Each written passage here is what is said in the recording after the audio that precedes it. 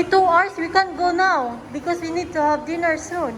Oh, let's come You need to go tomorrow. What about tomorrow. succeeding hour? We go tomorrow. Succeeding hour is like after 2 hours. So you have to do it tomorrow Yeah. because it's already almost dinner time. Daddy's hungry, so you will have to do it tomorrow. We go No, you're tomorrow. better off going here at lunchtime when it's too hot outside. Yeah. Yeah, that's a good idea.